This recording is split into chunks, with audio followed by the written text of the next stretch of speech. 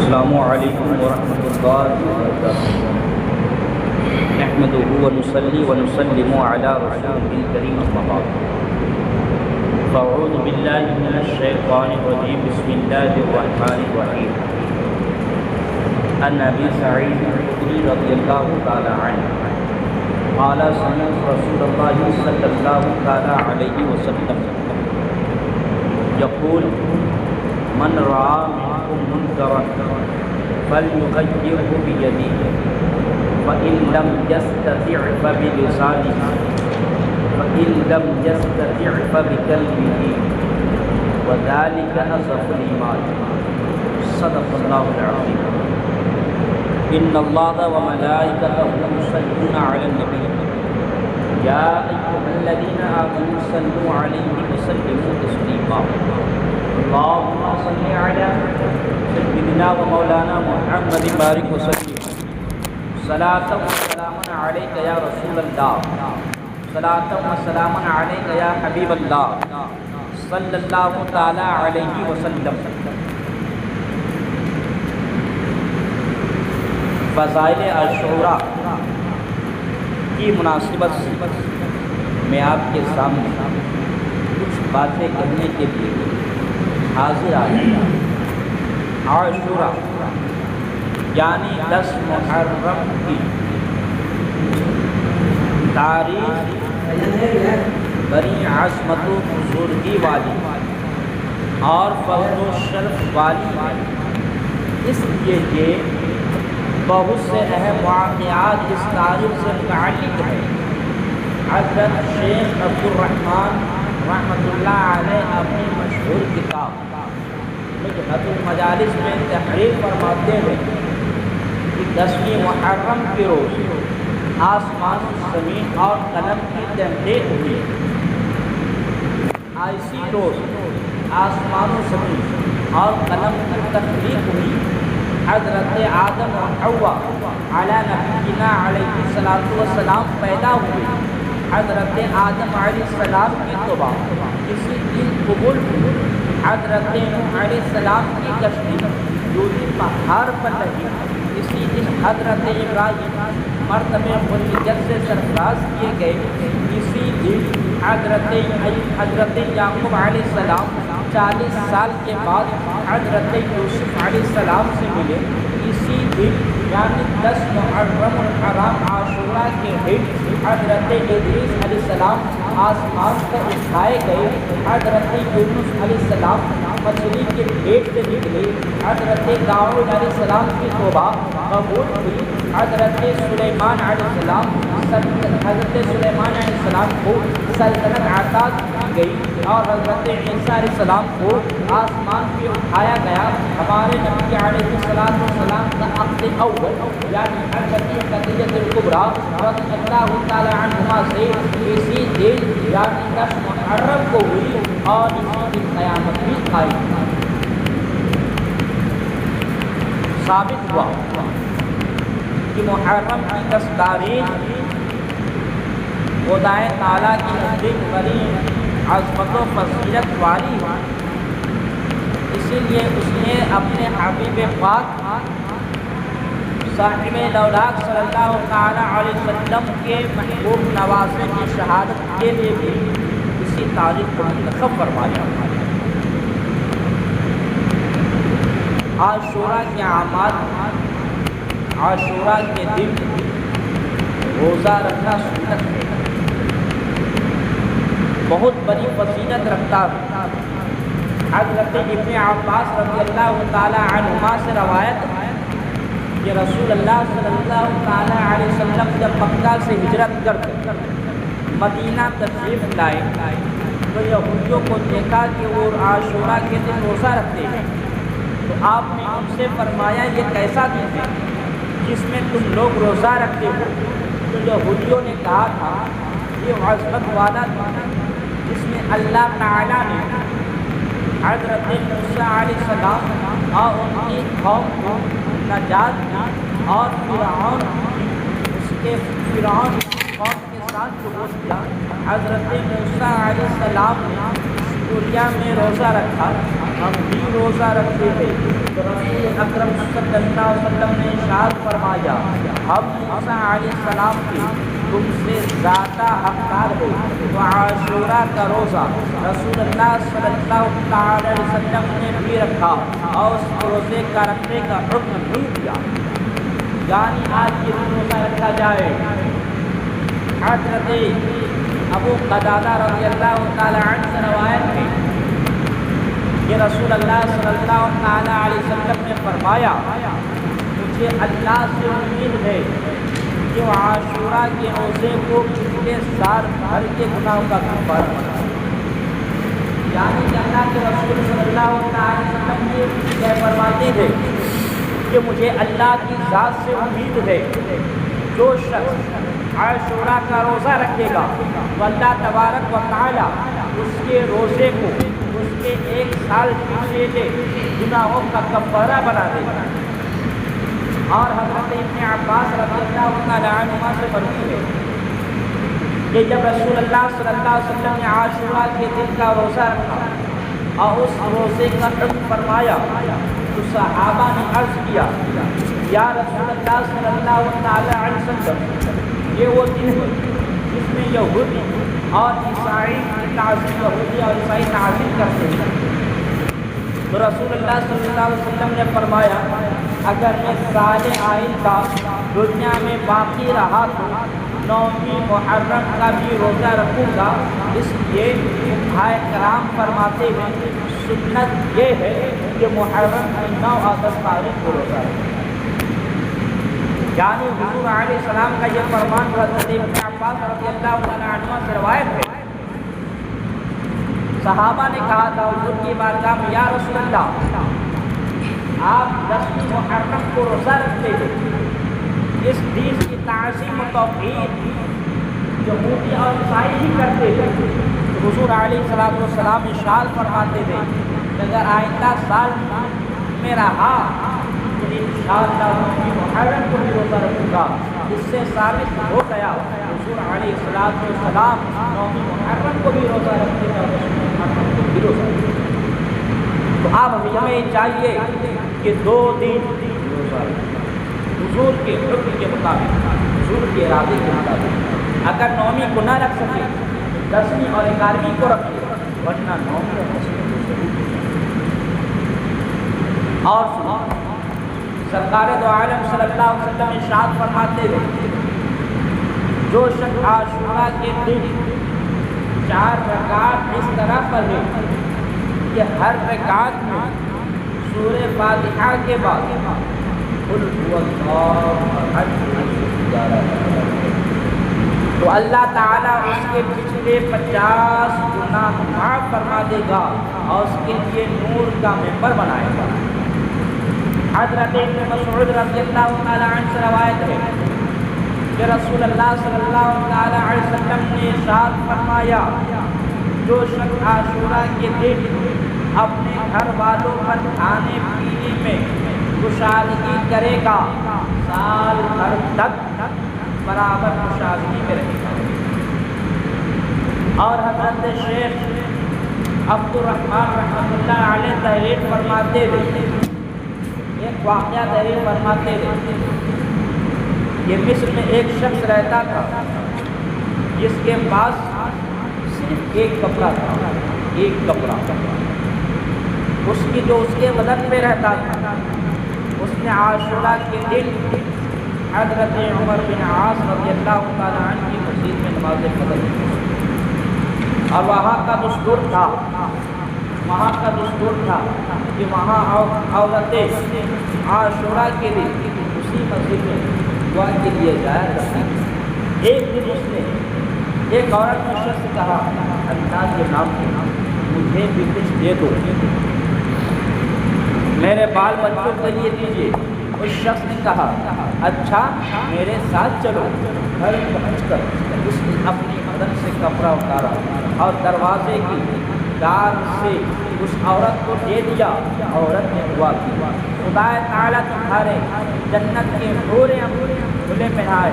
اس شخص نے اسی رات ایک خوبصورت حور دیکھی جس کے ہاتھ میں ایک عمدہ خوشبودار سیب تھا.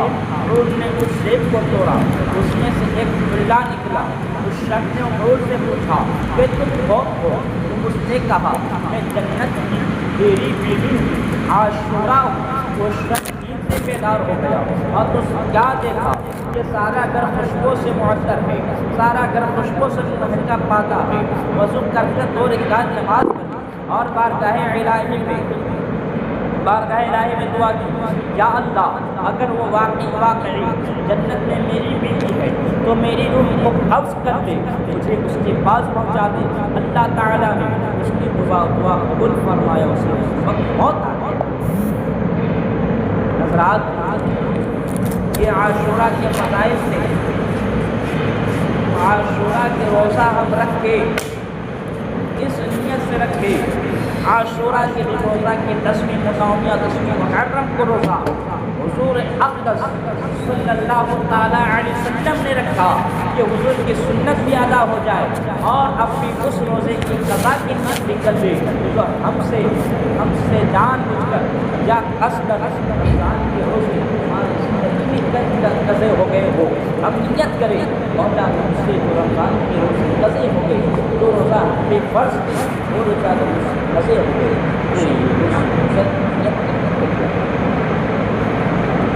آپ کی بات امام علی مقام کی نظر و نیاز کرنا, سبیل لگانا, ان کے لیے کچرا پکانا, نمک وغیرہ پلانا, یہ باعث ایسا ہے. حضرت سعد بن عبادہ رضی اللہ تعالیٰ عنہ سے روایت ہے کہ سرکار اقدس صلی اللہ علیہ وسلم کی خدمت میں حاضر ہوں اور عرض کیا یا رسول اللہ میری ماں کا انتقال ہو گیا, ان کے لیے کون سا صدقہ افضل ہے؟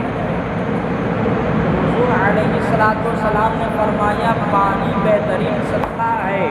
حضور کے ارشاد کے مطابق حضرت سعد نے کنواں کھدوایا اور اپنی ماں کی طرف رخ کرتے ہوئے کہا یہ کنواں سعد ماں کے لیے ہے, یعنی اس کا ثواب ان کی روح کو ملے. اس حدیث سے پاک سے واضح طور پر یہ ثابت ہو گیا کہ ماہیت امام حسین اور دیگر شہدائے کربلا رضی اللہ تعالیٰ عنہ کو ثواب پہنچانے کے لیے گھر سے سبیل لگانا, کچرا وغیرہ بنوانا, یہ کہنا یہ کچرا یہ سبیل حضرت امام حسین کی ہے, شرعاً کوئی قواعد نہیں. جیسا کہ جلیل القدر صحابی حضرت سعد رضی اللہ تعالیٰ عنہ نے کنویں کھدوانے کے بعد یہ فرمایا کہ یہ کنواں سعد کے ماں کے لیے. کچھ لوگ کہتے رہے یہ غلط ہے, ان سے کہو اگر یہ غلط رہتے تو قانون بنانے والے حضور اکرم صلی اللہ علیہ وسلم کے سامنے حضرت سعد نے یہ کہا تھا کہ کنواں سعد کے ماں کے لیے ہے. اگر یہ غلط ہوتا تو حضور علیہ السلام منع فرماتے اور یہ فرماتے یہ سعد یہ نہ کرو, یہ غلط ہے. حضور کا اس پر خاموش رہنا اس بات کی دلیل ہے کہ کسی پر اپنے مرحومین کے لیے اثار ثواب کرنا, کھانا پانی کھانے پینے کا انتظام کرنا یہ کوئی غلط طریقہ نہیں بلکہ شریعت کے مطابق ہے. اس میں کوئی حرج نہیں. کوئی بندہ ایسا کرتا ہے آ رہا ہوگا. اور سنو حضرت شاہ عبد العزیز محدث دہلوی رحمۃ اللہ علیہ تحریر فرماتے ہیں کہ جو کھانا شہدائے کربلا کو نیاز سے حاصل کرے اس میں فاتحہ کل اور درست پڑھنے سے تبرک ہو جاتا ہے اور اس کا کھانا بہت اچھا ہوتا ہے. یعنی تبرک سمجھوں سے کھایا کرو. اور ارشاد فرماتے ہیں اگر ملندہ چاول کسی بزرگ کے فاتحہ کے لیے اصال ثواب کی نیت سے پکا کر کھائے تو کوئی جائز ہے, یعنی اس میں کوئی حرج نہیں. یعنی پورے باتوں کا خلاصہ یہ ہوا کہ حضرت امام حسین کے نام کی نیاز کھانی چاہیے اور تعزیہ کا چڑھا ہوا کھانا کھانا بھی چاہیے۔ پھر بھی دوستوں بات فرماتے رہے تعزیہ پہ چڑھانے والے جب پر چڑھانے سے حضرت امام علی مقام کی نیاز نہیں ہو جاتی، اور نیاز دے کر چڑھائے یا چڑھا کر نیاز دلائے اس کھانے سے احتیاط کرنا چاہیے۔ کہیں پہ یہ دیکھا گیا کہ کچھ لوگ تعزیہ بناتے تھے، اور اس دور کا تعزیہ دیکھا جائے تو اس کا شریعت سے کوئی معلوم یعنی اس طرح کے تعزیات وہ بناتے رہے جس کا شریعت سے کوئی راستہ لین دین نہیں، اور اب وجہ تعزیہ داری شریعت میں ناجائز و حرام ہے۔ اور آج اسی طرح کے تعزیہ ہندوستان کے اندر بنائے جاتے ہیں، ہندوستان کے اندر مربجہ تعزیہ داری ہوتی ہے، اور اس کا شریعت میں کوئی حکم نہیں، اس کا شریعت میں شرعاً حکم نہیں دیا۔ شریعت میں اس طرح کے کام کو شریعت ناپسند کرتی ہے، شریعت کے اندر مربجہ تعزیہ داری کرتی ہے۔ سنیے تعزیہ داری کے اوپر حضرت صدر الشریعہ علامہ امجد خان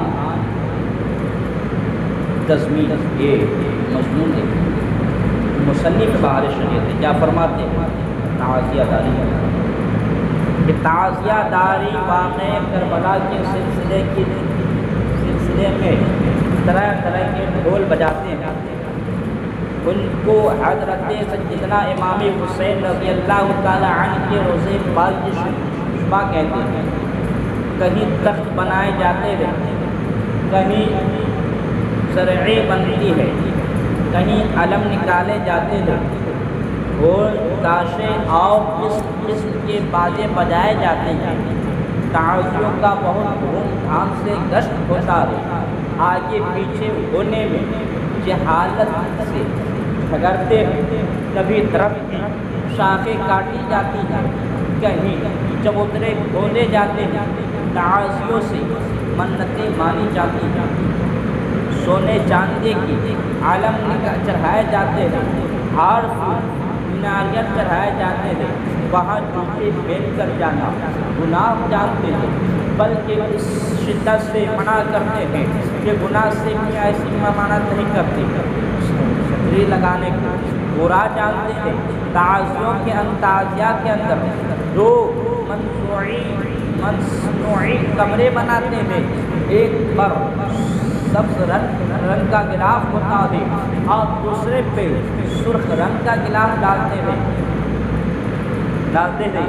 سبز غلاف والے کو حضرت سیدنا امام حسن رضی اللہ تعالی عنہ کی قبر، اور سرخ غلاف والے کو سیدنا امام حسین رضی اللہ تعالی عنہ کی قبر یا شبہ قبر بتاتے ہیں، وہاں شربت ملکہ وغیرہ فاتحہ دلاتے ہیں اور تصور کرتے ہیں کہ ہم نے حضرت امام علی مقام کے روزے فاتحہ دلائے۔ پھر یہ تعزیہ 10 تاریخ کو مصنوعی کربلا میں لے جا کر دفن کرتے ہیں، گویا یہ جنازہ تھا، دفن کر آئے، پھر تیجا 10واں 40واں سب کچھ کیا جاتا ہے، اور ہر ایک وفات پر مشتمل ہوتا ہے۔ حضرت قاسم کی تحریر نکالتے ہیں، گویا کی ایک جاتی اور ان کی شادی ہو رہی ہے، حضرت مہدی رچائی جائے گی۔ اسی تعزیہ داری کے سلسلے میں کوئی بیگ بنتا ہے جس کے کمر میں گھنگھنے باندھتے ہوتے ہیں، گویا یہ حضرت امام علی مقام کا حاصل ہرکار ہے، جو جہاں سے خط لے کر ابن زیاد یا یزیدی کے بعد جائے گا وہاں کی طرف بھاگ رہے گا۔ اسی بچے کو فقیر بنایا جاتا ہے جو اس کے گلے میں ڈھولی ڈالی جاتی ہے اور گھر گھر اس کو بھیک منگواتے ہیں، کوئی صدقہ بنایا جاتا ہے، چھوٹی سی مسجد ہے، اس کے گردن میں لٹکتی ہے، گویا یہ دریائے فرات سے پانی لے بھر آئے گا، کسی علم پہ مشک لگتی ہے، اس پہ تیر لگایا جاتا ہے، گویا یہ حضرت عباس علم بردار ہے، بہت سے باتیں کی جاتی ہے، یہ سب لغو و خرافات ہے، ان سے ہر جس سجدنا امام حسین رضی اللہ تعالی عنہ نہیں ہوتے۔ تم خود بھی غور کرو، انہوں نے احیاء دین و سنت کے لیے کوئی زبردستی، کوئی قربانیاں کی نہیں، تم نے معاذ اللہ اس کو بدعت کا ذریعہ بنا دیا۔ بعض جگہ سے تعزیہ داری کے سلسلے میں براق بنایا جاتا ہے، جو تعجب جسم کا مجسمہ ہوتا ہے کہ کچھ حصہ انسانی شکل کا ہوتا ہے، کچھ حصہ جانور کا، یہ حضرت امام علی مقام کی سواری کے لیے جانور ہوگا،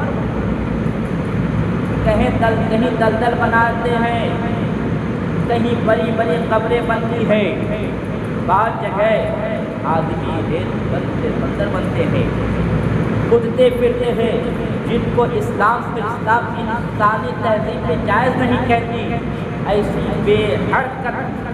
بری حرکت اسلام میں ہرگز جائز کرنا ناجائز ہے، ناجائز ہونا۔ ہائے افسوس محبت کرام کا دعویٰ کرنے والے ایسی بے جا حرکتیں، یہ واقعہ تمہارے لیے نصیحت تھا، تم نے اس کو کھیل تماشا بنا لیا۔ اسی سلسلے میں نومی مماتمی کرتے ہونا رے، سینے کو پھونکتا دے، سینے پہ ہاتھ مار کے پیٹتا دے، سینہ سرخ اس قدر مارتا کہ ڈرتی کے ساتھ مارتا کہ سینہ سرخ ہو جاتا ہے، بلکہ آپ زنجیر اور چھری سے ماتم کرتے تھے، سینے سے خون بہاتے تھے، تعزیہ باس کے پاس مرثیہ پڑھا جاتا، تعزیہ کے پاس مرثیہ پڑھا جاتا ہے، تعزیہ جب جشن کو نکلتا ہے تو اس وقت اس کے آگے مرثیہ پڑھا جاتا ہے، مرثیہ میں غلط واقعات کی نسل کیے جاتے ہیں، اہل بیت کی بے حرمتی کی جاتی ہے، بے صبر و ضبط کا ذکر کیا جاتا ہے، اور وہی خدا اگر مرثیہ کافی لکھی ہے، بعض میں تیرا بھی ہوتا ہے، مگر اسی رو میں سنی بھی اسی پہ تبلیغ کر جاتے ہیں، اور انہیں اس کا خیال بھی نہیں ہوتا کہ ہم کیا پڑھ رہے ہیں، کیا یہ سب ناجائز ہے، کیا وہ اور گناہ کا کام نہیں ہے۔ اب ایک فتویٰ سناؤ اور مروجہ تعزیہ داری جائز ہے یا ناجائز ہے؟ سوال نمبر 1، مروجہ تعزیہ داری جائز ہے یا ناجائز ہے؟ اسی سوال کے اندر کسی نے سوال کرنے والے نے دوسرے سوال بھی کیا کہ عالم اور کانا نیز تعزیہ کو شب عاشورہ گلی کوچے میں گشت کروانا، پھر 10 محرم کو منصوعین کربلا میں لے جا کر دفن کرنا، 1 محرم سے ڈھول تاشا بجانا، پھر عاشورہ کے دن تعزیہ کے آگے باجے بجاتے ہیں اور اسے منصوعین کربلا تک لے جاتے ہیں، شرعاً کیسا ہے؟ یعنی تعزیہ داری علم نکال اصل کیا ہے؟ سوال نمبر 1 کا جواب ہے۔ پہلے سوال میں کیا تھا؟ مروجہ تعزیہ داری جائز ہے یا ناجائز ہے؟ سنو، تعزیہ داری مروجہ ہند ناجائز ہے، آگے سے کیا وہ حرام ہے، واللہ تعالی عنہ۔ یعنی مروجہ تعزیہ داری ہند کے لوگ تعزیہ بناتے ہیں، شرعاً مروجہ بناتے ہیں، اس کے اندر ڈھول تاشے گانے بجے سب ہوتا ہے، اس لیے مروجہ تعزیہ داری ہے، حرام ہے۔ اور اسی سوال کے اندر دوسرا تھا کہ عالم نکالنا نیز تعزیہ کو شب عاشورہ گلی کوچے میں گشت کرانا چاہیے، یہ بھی ناجائز و حرام ہے، قاتل اسلام۔ اور جب یہ ناجائز و حرام ہے تو اس کی اصل کیا ہو سکتی ہے؟ ہاں، اگر سائل کی مراد یہ ہو کہ کس کی نقل ہے، جس کی نقل ہو اس کی اصل قرار دی جائے گی، تو نظر عقائد میں ایسا معلوم ہوتا ہے علم اور نکالنا اور نیزوں کے اور جھنڈوں کی شکل میں ہوتا ہے۔ غالباً یہ یزیدی فوج کی ہے، اس فعل کی نقل ہے جو انہوں نے کربلا میں ظلم و زفات کے پہاڑ توڑنے کے بعد امام علی مقام کا سر بلند سر مبارک ہو نیزے بھی بے طرح کر کوفہ کی گلیوں میں بطور شاد گھمایا تھا۔ یہ اسی کا طریقہ ہے، یہ یہودیوں کا طریقہ ہے آج ہم کرتے ہیں۔ وہ کربلا کی یہودیوں نے امام حسین کو نیزے پہ رکھ کر گلیوں میں اس لیے گھمایا، گلی گلی گھماتے پھرا اور ڈھول تاشے پھرا۔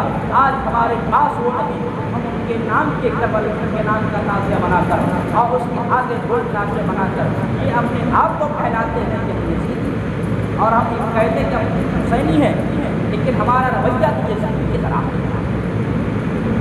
اس وقت یزیدیوں امام حسین کے سر پر کہ ان کے سروں کو نیزوں پہ ٹانگ کر نیزوں پہ چڑھا کر کوفہ کی گلیوں میں گھمائے، اور ہم یہ کہتے رہے کہ ہم حسینی ہیں، اور ہماری عادتیں ہماری رویہ تو دیکھو یزیدیوں والے۔ ہمیں یہ چھوڑے، اگر اپنے آپ کو حسینی کہلاتے ہو حسین کے طریقے، اگر اپنے آپ کو حسینی کہلاتے ہو تو حسین کے طریقے پہ عمل کرو۔ حسین نے کہا، حسین نے اپنے آپ کو بھی قربان کیا، اپنے خاندان کو بھی قربان کیا، اپنے کنبے کو بھی قربان کیا، اپنے ننھی بچے کو بھی قربان کیا، اپنے بھانجے کو بھی قربان کیا، لیکن آخری وقت میں بھی حسین ہمیں یہ سبق دیتا ہے۔ آج ہم اسی تعزیہ داری میں نماز کو پڑھا بیٹھ جاتے ہیں۔ بتائے کتنے ایسے لوگ ہیں جو تعزیہ بناتے ہیں، تعزیہ کو گلی گلی کچے کچے گھماتے ہیں، اور نماز کا وقت ہو تو مسجد پہنچ جاتا ہو، کوئی نہیں ہو سکتا۔ کیوں؟ کیونکہ وہ حسینی نہیں، دکھاوا حسینی ہوتا ہے، اندر کی یزیدیت بھرا۔ اگر دکھاوا حسینی کا ہے، دل میں بھی حسینی بنا، دل میں بھی حسینی بنا۔ اگر دکھاوا اوپر سے حسینی کا کرتے ہو تو اندر سے بھی حسینی بنو، کیونکہ اس امام حسین نے کربلا میں آخری وقت بھی اگر اپنے سر کو کٹایا ہے تو سجدے سے بھی کٹایا ہے۔ تو میں نے خطبہ مسئلہ کے بعد